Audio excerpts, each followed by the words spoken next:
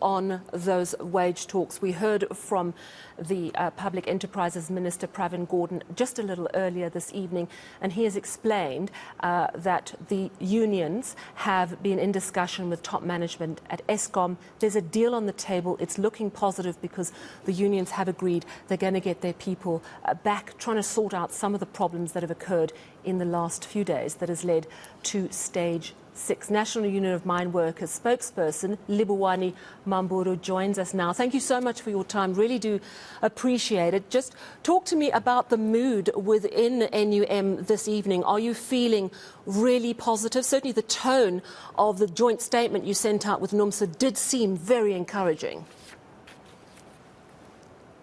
Good evening, Sally. We can say that we are positive about the offer that has been tabled, that is going to be tabled on Friday by Eskom, because our members still needs to be consulted. But we can confirm that there's an offer on the table.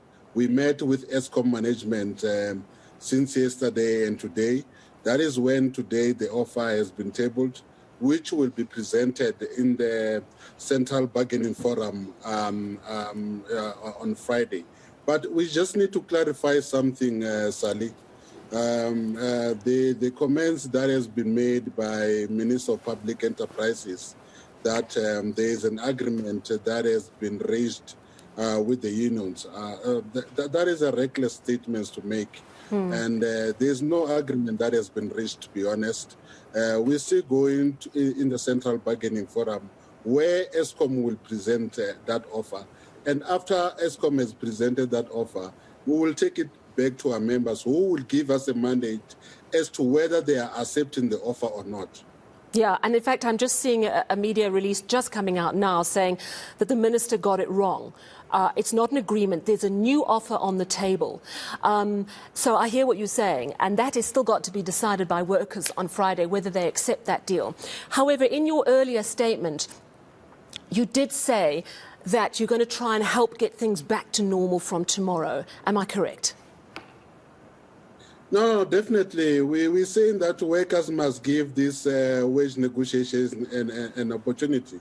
As you know, that last week Eskom collapsed the wage negotiations. So that is why in our statement we said that we are happy that Eskom is now back in the wage negotiations and there's an offer on the table. So we are saying to our members that they must give us an opportunity to negotiate until Friday when this offer will be presented. I hear you. And you do say in that statement considerable progress, calling on workers, as you say, to get back and just basically in good faith, because it seems the channels have opened, which is great news. I presume, but I've got to ask, can you give us details of the deal yet? I'm not allowed, Sally. Yeah, I thought not. It's a secret. But to be honest, I'm not allowed. I wish if I can tell you, but it will be presented on Friday. I think that is where, after being presented, we will be in a position to reveal it. Sure, I understand completely. And it's up to the workers if they accept it. I would imagine, and this is guesswork on my part, that the union bosses wouldn't have said, let's go back and work in good faith unless it looked a lot healthier than previous offers. I have to ask you about what the minister said, and it's such a troubling story, about these acts of intimidation. I spoke to Pagamile Majole, your colleague at NUMSA, and she said that neither her union nor yours are in any way sanctioning any of these intimidatory tactics because, frankly, they're illegal. But she understands the frustration of workers. I have to ask you a direct question. Are you aware of whether any of your members are at all involved in these very serious intimidatory tactics that the minister detailed earlier? Sally, like I said to you, that we have met with the Eskom management yesterday and today.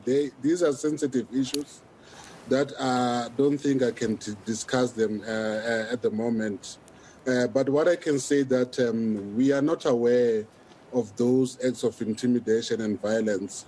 But Eskom, I think they must give us that mandate, they must give us those evidence if they have been happening. We cannot condone violence and acts of violence. That we will never do as the NEM and NUMSA. All right. We did see images of 2 homes that have been petrol bombed. The minister spoke about people who've been phoned on burner phones and are terrified to come into work. And also someone had their tyres slashed. So it does seem like there is a move. But as you're saying, as a union, if you find out any of your members are involved, will you be taking action against them? What I can say, Sally, is that we don't support acts of criminality at all as the NEM, and our members must know that as NEM and NUMSA will never support acts of criminality, acts of violence and intimidation. Actions should be taken against those who are involved in acts of criminality. I want to thank you so much for chatting to us this evening. We understand, of course, the details of the deal will only be revealed after the workers have been given those details on Friday. But in good faith, the 2 unions now getting back to try and sort out the problems that have led to stage 6 of load shedding. And of course, making the point there, thank you very much, Livhuwani Mammburu, who's National Union of Mineworkers spokesperson, saying really that the minister jumped the gun, saying that an agreement has been reached. There is a new offer on the table. It will be taken to workers on Friday. But of course, in the meantime, the unions are asking workers to really do everything they can to try and sort out the problems that have led to stage 6. So it is hopeful news, but it's not a done deal at this point.